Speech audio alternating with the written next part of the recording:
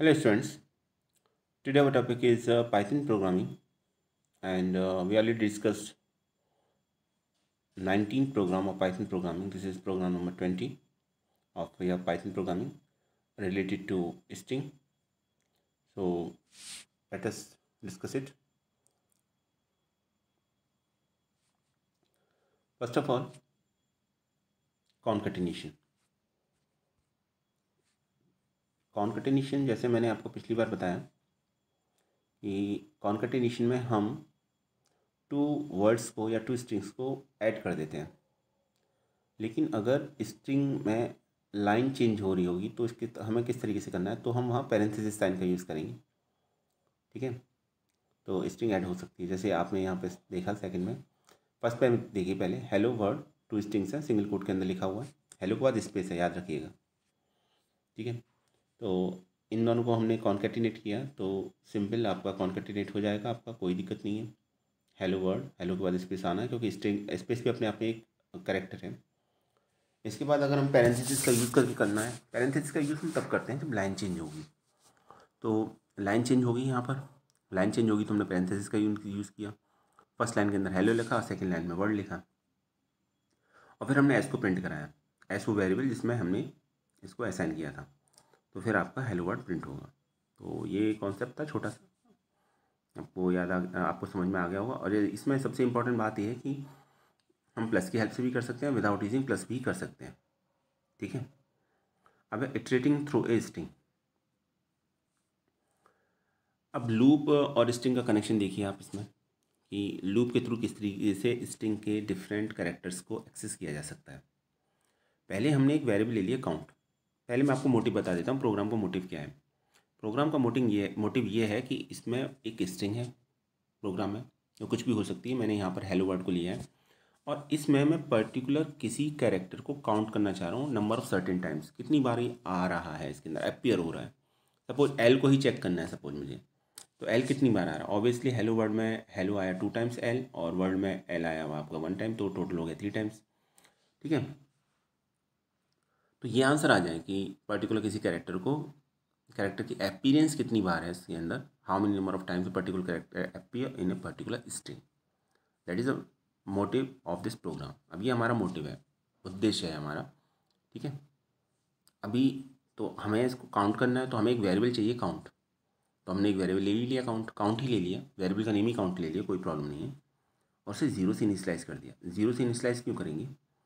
Zero से initialise इसलिए करेंगे क्योंकि हमको हम नहीं चाहते कि इसके अंदर कोई भी गार्बेज हो। ठीक है, तो जीरो से इनिशलाइज कर देंगे तो फिर फ्रेश वैल्यू हमको मिलेगी। ठीक है, अब हमने लूप का स्टेटमेंट लिखा फॉर लेटर। लेटर क्या है यहाँ पर? लेटर एक वेरिएबल है। आमतौर से हम जो लेते हैं, जनरली हम क्या लेते हैं, आई जे के लेते हैं। हमने यहाँ लेटर ले लिया क्योंकि हमें लेटर की ही अपीयरेंस पता करनी है, तो हमने लेटर ले लिया, LETTER। लेटर इन अगेन एक कीवर्ड है। ये देखिए यहाँ पर जितने भी कीवर्ड्स हैं उनका कलर अलग है, ये भी समझ लीजिए। जो वेरिएबल्स हैं उनका कलर अलग है, जो स्ट्रिंग है उनका कलर अलग है। ठीक है, तो ये भी इसकी एक आइडेंटिफिकेशन होती है, पहचान होती है। चलिए आगे देखा फिर हमने फॉर लेटर इन, फिर हमने स्ट्रिंग का नेम लिख दिया। स्ट्रिंग का नेम है यहाँ पर हेलो स्पेस वर्ड, ये स्ट्रिंग का नेम है। और सिंगल कोट के अंदर लिख दिया। हम डबल कोट का भी यूज़ कर सकते हैं, ट्रिपल कोटेशन मार्क का भी यूज़ कर सकते हैं, कोई प्रॉब्लम नहीं है। ये सभी रिप्रेजेंटेशन है। बहरहाल हमने यहाँ पर सिंगल कोट के अंदर hello word as a string हमने लिख दिया। और अब हमको ये पता करना है कि हेलो वर्ड स्ट्रिंग में पर्टिकुलर कोई कैरेक्टर कितनी बार आ रहा है। ठीक है, कॉलन का साइन लगाया, नेक्स्ट लाइन के अंदर गए, स्पेस के बाद हमने एक स्टेटमेंट और लिखा। अब स्पेस या इंडेंटेशन का मीनिंग यहाँ पर ये है कि आपका ये जो स्टेटमेंट है, जो मैं अब लिखने जा रहा हूँ, मतलब जो यहाँ ऑलरेडी लिखा हुआ है, जो मैं बताने जा रहा हूँ, इफ़ लेटर इक्वल टू 1, इसका 1 नहीं, सॉरी, एल है ये। तो ये स्टेटमेंट लूप से अटैच्ड है, ये इंडेंटेशन का मीनिंग होता है। ठीक है, तो लिखा मैंने इफ़, और ब्रैकेट के अंदर लिखा letter equal to L. Letter की वैल्यू एल होगी तब क्या होगा, कॉलन का साइन आगे, और नेक्स्ट लाइन के अंदर फिर से statement count is equal to count plus 1। लिखा तो ये है काउंट प्लस इक्वल टू 1, पर मीनिंग इसका यही होता है count is equal to count plus 1। Two different manners हैं, तरीके हैं लिखने के काउंट को, ये स्टेटमेंट लिखने के। यहाँ पर जो स्टैंडर्ड मेथड है वो लिखा गया, मैंने आपको मीनिंग समझाया, आप ऐसे भी लिख सकते हैं, count is equal to count plus 1। इसमें भी स्पेस देने के बाद लिखा गया है तो या इंडेंटेशन का यूज हुआ है, तो इसका मतलब ये है कि count plus equal to 1 statement if से अटैच्ड है और इफ़ लूप से अटैच्ड है। ठीक है, तो लूप की कंडीशन अगर ट्रू होगी तो इफ़ रन होगा, और अगर इफ़ की कंडीशन ट्रू होगी तो काउंट का जो स्टेटमेंट है वो रन होगा। और जब ये लूप ओवर हो चुका होगा तो देखिए प्रिंट स्टेटमेंट एक बाहर वेट कर रहा होगा जो नंबर ऑफ काउंट को प्रिंट करेगा कि लेटर्स कितनी बार मिलना है। एक बात याद रखिएगा कि जब कभी हम लूप के बाहर आते हैं तो जो लास्ट वैल्यू होती है वो हमेशा प्रिंट होती है, वो हमेशा शो होती है। मान लीजिए लूप 10 बार चला है, 10 टाइम्स चला है, और लास्ट वैल्यू जो अपडेट होकर आई 10 टाइम्स, 10वीं बार जो वैल्यू आएगी, वो जो भी वैल्यू होगी वो वैल्यू प्रिंट स्टेटमेंट का, अगर हम प्रिंट स्टेटमेंट देते हैं और उस वेरिएबल की वैल्यू प्रिंट कराने की कोशिश करते हैं तो वो वैल्यू प्रिंट होगी। फॉर एग्जांपल काउंट की वैल्यू पहली बार 1 थी, दूसरी बार में 2 थी, थर्ड टाइम में 3 थी, और फिर लूप ओवर हो गया, सपोज लूप ओवर हो गया, तो उसके बाद अगर हम प्रिंट करेंगे और प्रिंट के अंदर अगर हम काउंट स्टेटमेंट को लिखेंगे तो फिर वैल्यू 3 आएगी, 1 और 2 नहीं आएगी। हालांकि कभी 1 और 2 भी थी उसमें, लेकिन जो लास्ट वैल्यू होती है वो हमेशा शो होती है। तो अभी तो ये प्रोग्राम का आपको सिंटेक्स समझ में आ गया होगा। अब चलिए प्रोग्राम के बारे में डिस्कस करते हैं। तो for letter in hello word, हमको यहाँ पर ये पता करना है कि ये लेटर जो एक वेरिएबल है, ठीक है, इसके लिए मैंने हेलो वर्ड के अंदर सर्च किया और लेटर का कंपैरिजन किया एल से। If letter is equal to L, first time loop चलेगा एच के लिए, कंडीशन फॉल्स, कुछ नहीं प्रिंट होगा। लूप दोबारा चलेगा ई के लिए, कंडीशन फॉल्स, कुछ भी प्रिंट नहीं होगा। प्रिंट तो छोड़िए, काउंट कुछ, काउंट में इंक्रीमेंट नहीं होगा, प्रिंट तो स्टेटमेंट ही नहीं दे रखा इसके अंदर। फिर आपका एल, तो अब एल की कंडीशन हो जाएगी ट्रू, तो काउंट में 1 का ऐड हो जाएगा। काउंट की पहले वैल्यू 0 थी, अब वैल्यू 1 हो जाएगी। फिर अगेन एल, तो काउंट की वैल्यू में फिर से इंक्रीमेंट हो जाएगा, 1 + 1 अब 2 हो जाएगी। फिर ओ, तो इफ़ स्टेटमेंट रन नहीं होगा, स्पेस इफ़ स्टेटमेंट रन नहीं होगा, डब्लू इफ़ स्टेटमेंट रन नहीं होगा, ओ इफ़ स्टेटमेंट रन नहीं होगा, आर इफ़ स्टेटमेंट रन नहीं होगा, अगेन आ गया एल। अब फिर से एल आ जाएगा तो इस स्टेटमेंट की कंडीशन ट्रू हो जाएगी। कंडीशन ट्रू हो जाएगी तो काउंट में इंक्रीमेंट हो जाएगा। अब काउंट में इंक्रीमेंट, इफ़ स्टेटमेंट तो रन होगा यहाँ पर, मतलब कंडीशन फॉल्स होगी, मेरा कहने का मतलब ये था यहाँ पर। एल में तो वैल्यू काउंट में इंक्रीमेंट हो जाएगा, तो काउंट में इंक्रीमेंट होने के बाद वैल्यू क्या हो जाएगी आपकी, अगेन 3 हो जाएगी। फिर चेक करेगा डी, तो इफ़ स्टेटमेंट में कंडीशन अगेन फाइंड आउट होगी फॉल्स, काउंट में इंक्रीमेंट नहीं होगा। ठीक है, उसके बाद स्ट्रिंग आपकी कंप्लीट हो जाएगी। अब स्ट्रिंग कंप्लीट होने के बाद काउंट की वैल्यू होगी 3। यहाँ एक इम्पॉर्टेंट बात वो ये है कि जब कभी भी इफ़ स्टेटमेंट फॉल्स होगा तो काउंट में इंक्रीमेंट नहीं होगा, और जब इफ़ स्टेटमेंट ट्रू होगा तो काउंट में इंक्रीमेंट होगा। First thing. सेकंड थिंग, जब जब लूप चलेगा तो कंडीशन चेक होगी इफ़ के थ्रू। इफ़ स्टेटमेंट तो रन होना ही होना है। मैं अभी कह रहा था आपसे इफ़ स्टेटमेंट रन नहीं होगा, मेरा कहने का मतलब ये था यहाँ पर कि इफ़ स्टेटमेंट से रिलेटेड जो स्टेटमेंट है काउंट, वो एग्जीक्यूट नहीं होगा। इफ़ तो कंडीशन तो चेक होगी, हमेशा चेक होगी। अब चेक होने पर कंडीशन के दो ही ऑप्शन निकल के आते हैं, तो कंडीशन ट्रू फाइंड आउट होगी या फॉल्स होगी। अगर ट्रू होगी तो इंक्रीमेंट होगा काउंट में, और अगर फॉल्स होगी तो कोई इंक्रीमेंट नहीं होगा। अब जब लूप ओवर हो गया तो काउंट की वैल्यू 3 थी। अब लूप ओवर होने के बाद हम नेक्स्ट स्टेटमेंट पर जाएंगे, और वो प्रिंट स्टेटमेंट हमारा पहले से ऑलरेडी वेट कर रहा है। वहाँ पर हमने देखा प्रिंट काउंट लेटर्स फाउंड, तो काउंट की वैल्यू कितनी है, अब काउंट की वैल्यू यहाँ पर है 3, तो यहाँ पर आ जाएगा 3 letters found, that is our answer. तो ये आंसर होगा। तो ये इटरेटिंग थ्रो स्ट्रिंग का एक कॉन्सेप्ट था, आपको उम्मीद है समझ में आ गया होगा। चलिए आगे देखते हैं।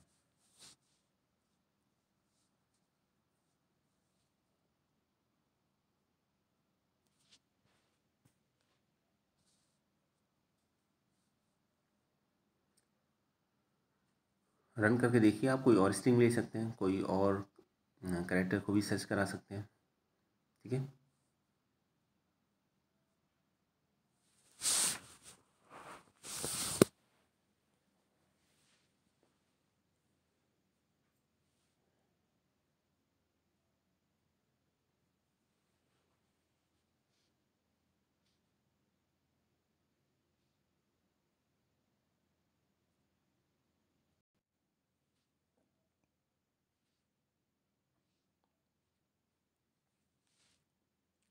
नेक्स्ट आता है string membership test.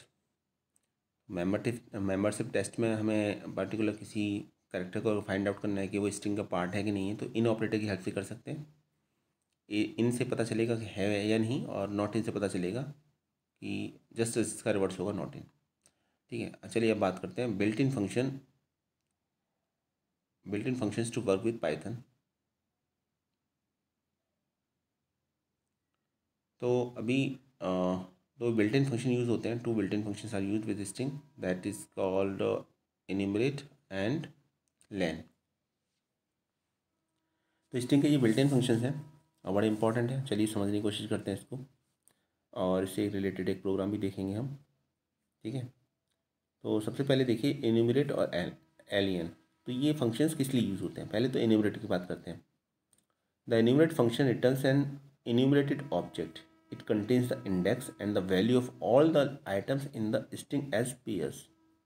This can be useful for iteration. And similarly, len returns the length number of characters of the string. तो लेंथ तो बिल्कुल सिंपल है, लेंथ में कुछ सोचना नहीं है। आपको स्ट्रिंग की अगर लेंथ फाइंड आउट करनी है कि स्ट्रिंग में कितने कैरेक्टर हैं, तो आप लेंथ फंक्शन की हेल्प से पता कर सकते हैं। यहाँ तक एन्यूमरेट की बात है, तो एन्यूमरेट फंक्शंस आपका इंडेक्स और वैल्यू ये दोनों रिटर्न करता है। हम जानते हैं कि स्ट्रिंग में इंडेक्स आपका 0 से स्टार्ट होता है बाय डिफ़ॉल्ट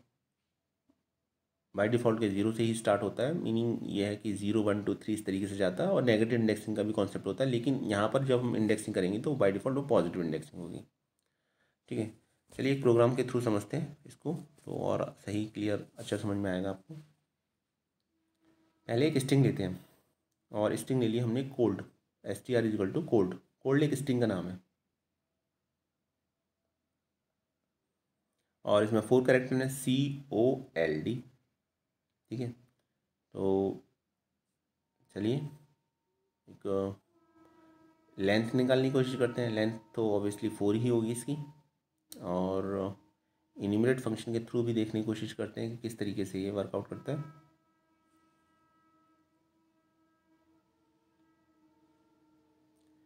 देखिए, जब आप लेन फंक्शन का यूज़ करेंगे, जो एक बिल्ट इन फंक्शन है स्ट्रिंग का, तो लेन में हम कोई भी पैरामीटर वैल्यू पास करेंगे। पैरामीटर वैल्यू जो पास करेंगे वो एक स्ट्रिंग होगी, तो उस स्ट्रिंग की जितनी भी लेंथ होगी, जो भी लेंथ होगी, वो लेंथ आपकी प्रिंट हो जाएगी। और अगर हम इन्यूमरेट फंक्शन का यूज़ करेंगे, तो इन्यूमरेट फंक्शन में क्या होगा कि सभी कैरेक्टर्स तो प्रिंट होंगे ही, साथ साथ उनकी इंडेक्स पोजीशन भी प्रिंट हो जाएगी। चलिए देखते हैं, ये छोटा सा प्रोग्राम है, ये आपको सही से समझ में आ जाएगा आई थिंक।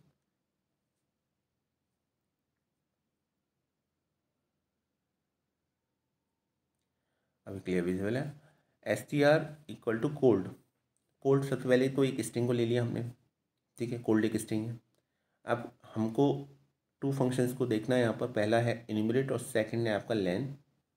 ठीक है, तो अभी हमने क्या किया, एक वेरिएबल ले लिया, और वेरिएबल का नाम लिया लिस्ट अंडरस्कोर इन्यूमरेट्स। आप कुछ भी ले सकते हैं, ABCD कुछ भी ले सकते हैं, कोई प्रॉब्लम नहीं है, पर फंक्शन को बताना था इसलिए मैंने यहाँ पर वेरिएबल का नाम भी कुछ इसी तरीके से लिया है, लिस्ट अंडरस्कोर इन्यूमरेट।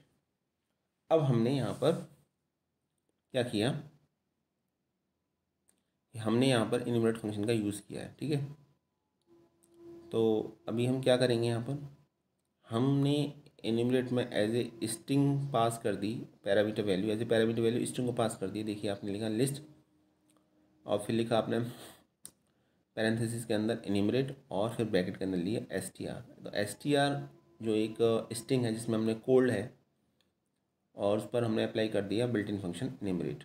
ठीक है, तो क्या होगा, तो होगा ये कि इसकी जो भी आपके कैरेक्टर्स होंगे, उनकी जो भी इंडेक्स पोजीशन होगी, वो इंडेक्स पोजीशन के साथ वो कैरेक्टर सभी प्रिंट हो जाएंगे। देखिए फिर हमने प्रिंट कराने की कोशिश की गई है। नेक्स्ट लाइन के अंदर हमने वेरिएबल को प्रिंट कराया, वेरिएबल में तो ऑलरेडी लिस्ट और एन्यूमरेट str ऑलरेडी है ही वहाँ पर। ठीक है, तो ये फिर आपका कैरेक्टर्स शो हो जाएंगे आपके। देखिए किस फॉर्म में शो होंगे, आप आंसर देख ही पा रहे हैं, 0C 1O 2 1 3D। ठीक है, ये आंसर आपके शो हो जाएंगे किसकी फॉर्म में, एक लिस्ट की फॉर्म में, इसलिए हमने उसकी पहले लिस्ट लिखा था। ठीक है, तो लिस्ट की फॉर्म में शो होंगे ये सभी। और लेंथ तो इसकी 4 है, क्योंकि COLD 4 कैरेक्टर्स हैं, तो एलियन फंक्शन की हेल्प से जब हम इसकी लेंथ प्रिंट कराएंगे तो 4 लेंथ इसकी प्रिंट होगी। ठीक है, तो अभी ये प्रोग्राम आपको समझ में आ गया होगा आई थिंक।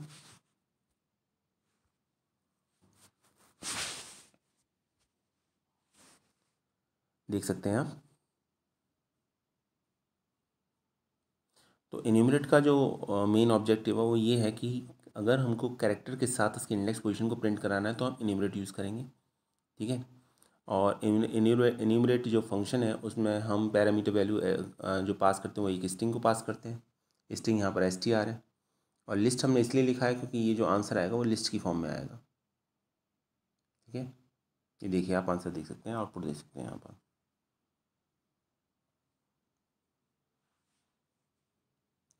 तो ये छोटा सा प्रोग्राम था एक एन्यूमरेट को समझाने के लिए और लेंथ को समझाने के लिए। लेंथ अक्सर जो यूज़ करते हैं मोस्टली हम वो यूज़ करते हैं लूप के साथ। तो लेंथ तो इम्पोर्टेंट है, काफ़ी यूज़ होता है। एन्यूमरेट को भी पूछा जा सकता है एग्ज़ाम में अलग से।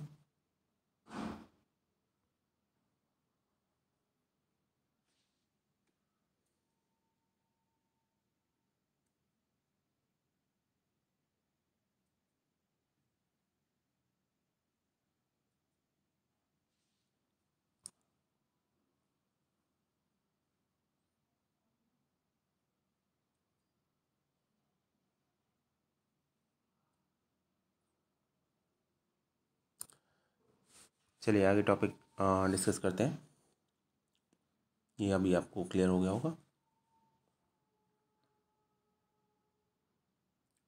आउटपुट देखिए, ये इसका आउटपुट था। थोड़ा सा मैं साइज बढ़ा देता हूँ इसका। आई थिंक अब क्लियर विजुअल होगा आपको। ठीक है, चलिए अब नेक्स्ट टॉपिक की बात करते हैं। फॉर्मेट फंक्शन की बात करते हैं लिस्ट के साथ। स्टार्ट में जो मैंने आपको प्रोग्राम्स बताए थे इस फाइल में, प्रैक्टिकल फाइल में, उसमें कुछ फॉर्मेट फंक्शन की हेल्प से भी बताए, फॉर्मेट मेथड की हेल्प से भी बताए थे। तो एक बार फॉर्मेट को डिटेल में डिस्कस कर लेते हैं। स्ट्रिंग से रिलेटेड है ये। ठीक है, आप सब पहले से जानते हैं इसको, लेकिन चूँकि ये स्ट्रिंग से रिलेट करता है तो एक बार फिर से बताना ज़रूरी है इसमें। तो फॉर्मेट जो मेथड है, फर्स्ट ऑफ ऑल ये एक मेथड है। ये अवेलेबल रहता है सभी स्ट्रिंग ऑब्जेक्ट के साथ। ठीक है, और बहुत ही वर्सेटाइल है, पावरफुल है। फॉर्मेटिंग स्ट्रिंग अलग अलग तरीके से स्ट्रिंग को फॉर्मेट करता है, शो कर सकता है ये। और इसके साथ जो हम यूज़ करते हैं वो कर्ली ब्रेसेस यूज़ करते हैं, जो एक प्लेस होल्डर का काम करता है।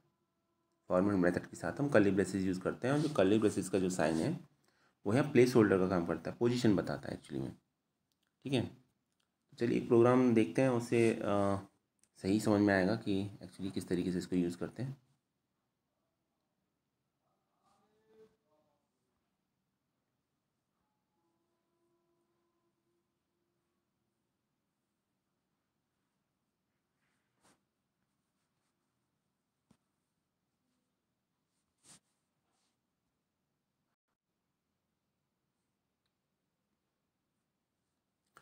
ये एक प्रोग्राम है, स्मॉल प्रोग्राम है। ठीक है, जो आपको बताएगा किस तरीके से फॉर्मेट मेथड का यूज़ कर सकते हैं हम।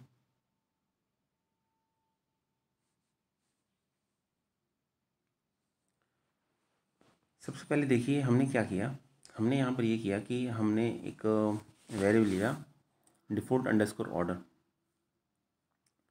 और जैसे मैंने बताया कि ये जो कर्ली ब्रेसेस होते हैं ये प्लेस होल्डर का काम करते हैं, तो हमने पहला कर्ली ब्रेसेस लिखा, फिर सेकंड लिखा, फिर एंड करके थर्ड लिखा, और फिर हमने डबल कोटेशन मार्क को ऑफ कर दिया, जो ऑब्वियसली एक स्ट्रिंग है। ठीक है, डबल कोट के अंदर ही लिखा हमने डिफरेंट 3 प्लेस होल्डर्स को। उसके बाद हमने लिखा डॉट फॉर्मेट, यहाँ मेथड का नाम लिखा डॉट फॉर्मेट। और फॉर्मेट मेथड में आप समझिएगा, यहाँ पर फॉर्मेट मेथड में हमने 3 स्ट्रिंग को पास कर दिया। ये 3 स्ट्रिंग्स हैं, John, then Bill, then Sean. 3 strings हैं, जॉन, बिल, सीन। अब इसको ऐसे समझिए कि 3 प्लेस होल्डर्स हैं हमारे पास और 3 स्ट्रिंग्स हैं। तो first string first place holder की जगह प्रिंट हो जाएगी, second string second place holder की जगह प्रिंट हो जाएगी, और third string third place holder की जगह प्रिंट हो जाएगी। तो इसको हम डिफ़ॉल्ट या इम्प्लिसिट ऑर्डर बोलते हैं। डिफ़ॉल्ट या इम्प्लिसिट ऑर्डर इसलिए बोल रहे हैं क्योंकि हमने यहाँ ऑर्डर डिफाइन नहीं किया। हमने सिर्फ 3 प्लेस होल्डर्स यानी 3 कर्ली ब्रेसेस साइन को एज इट इज़ लिख दिया, हमने कोई उनकी लोकेशन, इंडेक्स, पोजीशन कुछ नहीं मेंशन किया हमने, तो बाय डिफ़ॉल्ट था। फर्स्ट प्लेस होल्डर को फर्स्ट स्ट्रिंग असाइन होगी, सेकंड को सेकंड असाइन होगी, थर्ड को थर्ड असाइन होगी, इसमें हमको कुछ करना ही नहीं, ठीक है, ये तो डिफ़ॉल्ट ऑर्डर है। फिर हमने जो वेरिएबल का नाम है डिफ़ॉल्ट ऑर्डर, उसको डिफ़ॉल्ट अंडरस्कोर ऑर्डर उसको प्रिंट कराया, तो हमारा आंसर फिर जैसा एज यूजल जो आना था, जॉन बिल सीन, वही हमारा आंसर आएगा। सेकंड केस में देखिए, पोजिशनल आर्गूमेंट की हेल्प से, जब हम पोजिशनल आर्गूमेंट का यूज़ करते हैं तो हम इंडेक्स पोजिशन बताते हैं, ठीक है।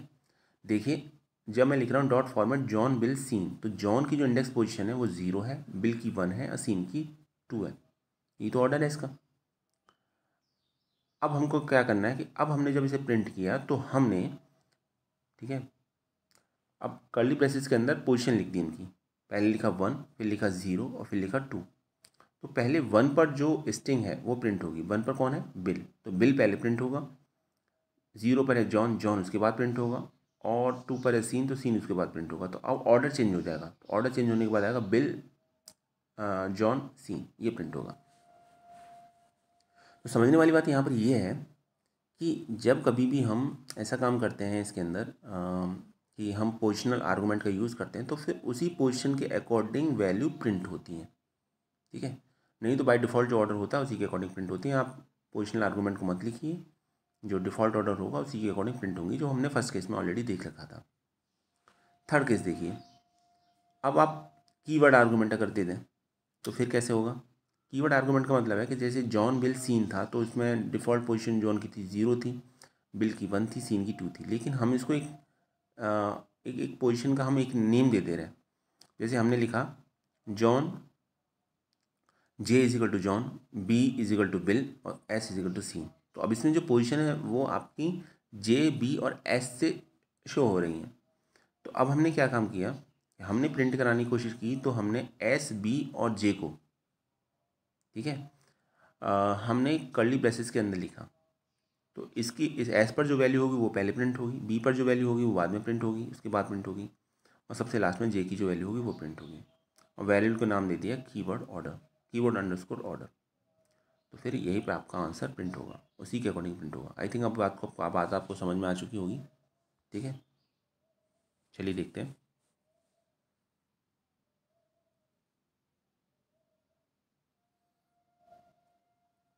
ये प्रोग्राम है, तो जो फॉर्मेट मेथड है, पहले तो ये समझ लीजिए कि वो स्ट्रिंग को पर्टिकुलर किसी ऑर्डर में शो करने के लिए यूज़ किया जाता है। इसके साथ जो प्लेस होल्डर यूज़ किया जाता है वो कर्ली ब्रेसेस यूज़ किया जाता है। हम उसके साथ पोजीशन लिख सकते हैं, नहीं लिख सकते, या अपनी तरफ से पोजीशन बना सकते हैं। 3 ऑप्शन हमारे पास होते हैं ऑलरेडी। अगर हम कुछ पोजीशन नहीं लिखते तो जो डिफ़ॉल्ट ऑर्डर होता है वो प्रिंट होता है, पोजीशन लिखते हैं तो पोजीशन के अकॉर्डिंग प्रिंट होता है, और अगर हमने कुछ अपनी तरफ से कीवर्ड ऑर्डर बना रखा है तो फिर उसके अकॉर्डिंग हम प्रिंट करा सकते हैं। मेन इसका कॉन्सेप्ट ये है प्रोग्राम का।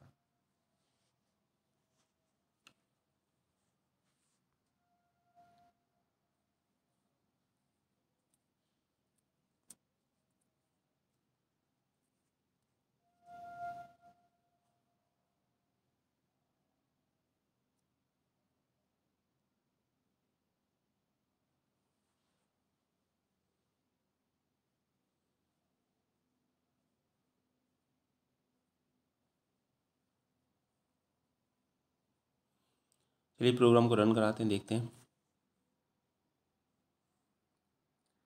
फाइल में गए, न्यू फाइल ओपन किया, प्रोग्राम को कोड लिखते हैं यहाँ पर और एग्जीक्यूट कराते हैं। चलिए देखते हैं।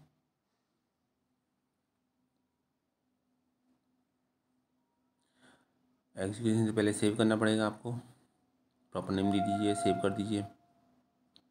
ये आउटपुट आएगा आपका, देख सकते हैं आप आउटपुट, ठीक है। ये आउटपुट है इसका।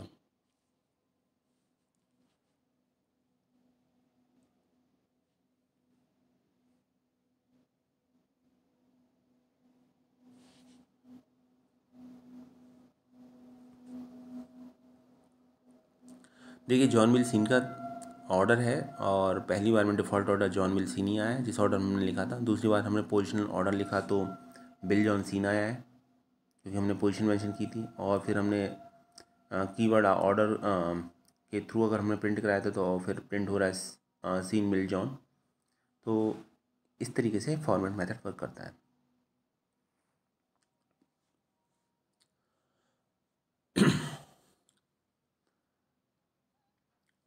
ठीक है, आगे देखते हैं।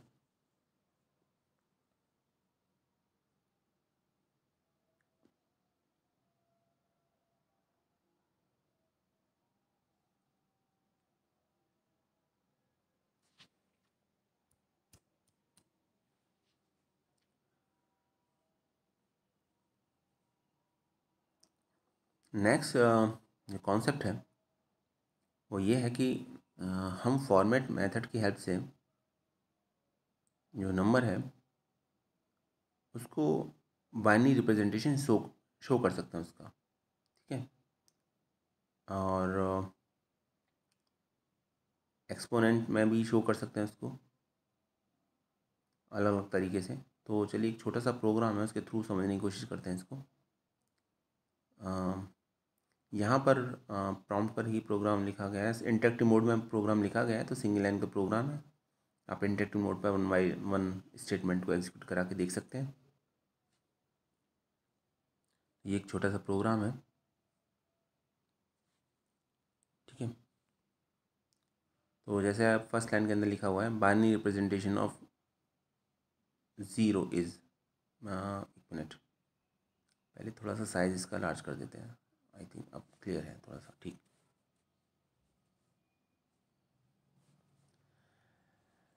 देखिए पहला तो ये कि इंटरेक्टिव मोड पे जब हम प्रोग्राम लिखते हैं तो वहाँ प्रिंट स्टेटमेंट का अगर नहीं देंगे, डबल कोटेशन मार्क के अंदर कोई स्ट्रिंग प्रिंट करेंगे तो वो प्रिंट हो जाती है, ठीक है। जैसे यहाँ लिखा हुआ है binary representation of place holder के अंदर लिखा है हमने 0, तो 0 पोजीशन में जो भी एलिमेंट होगा वही प्रिंट हो जाएगा। इज 0 B, अब इस तरीके से लिखा गया, कर्ली ब्रेसेस दोबारा यूज़ किया गया। अब कर्ली ब्रेसेस में 0:B लिखा गया। बी का क्या मतलब है? बी का मतलब बाइनरी। 0 क्या है? 0 है पोजीशन। फिर लिखा मैंने डॉट फॉर्मेट 12 जो एलिमेंट है उसकी पोजीशन क्या है? 0। तो अब 12 का बाइनरी रिप्रेजेंटेशन होगा, बाइनरी में कन्वर्ट हो जाएगा। 12 का बाइनरी कितना होता है? 1100। तो आंसर जो आएगा वो आपका वो आएगा बाइनरी रिप्रेजेंटेशन ऑफ 12 इज़ 1100। तो इस तरीके से हम किसी भी नंबर को बाइनरी में कन्वर्ट कर सकते हैं फॉर्मेट के थ्रू, ठीक है। सेकेंड एग्जाम्पल देखते हैं, फॉर्मेटिंग फ्लोट्स। तो float value already float value है, उसको भी हम अलग तरीके से रिप्रेजेंट कर सकते हैं, ठीक है। तो कैसे कर सकते हैं? जैसे सपोज आपकी वैल्यू है 1566.345, तो इसको मैं लिखना चाह रहा हूँ 1.566345 इंटू 10⁻3। कैसे लिखेंगे? तो वहाँ फिर सिंबल आता है ई, एक्सपोनेंट का सिंबल आता है, तो उस फॉर्म में हम लिखना चाह रहे हैं। तो कैसे करना होगा इसको? तो करने के लिए आपको यही करना होगा, एक मिनट देखते हैं, चलिए।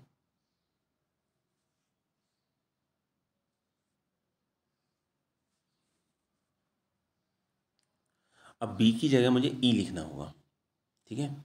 तो मैंने प्लेस होल्डर के अंदर लिखा 0:E। 0 क्या है? पोजीशन। ई क्या है? एक्सपोनेंट, ठीक है। तो एक्सपोनेंशियल फॉर्म में आ जाएगा ये भी आंसर।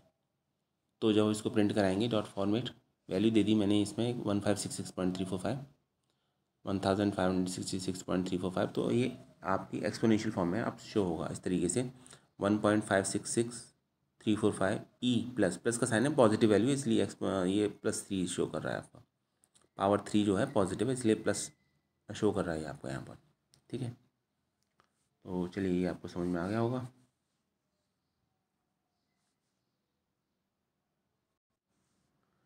थर्ड है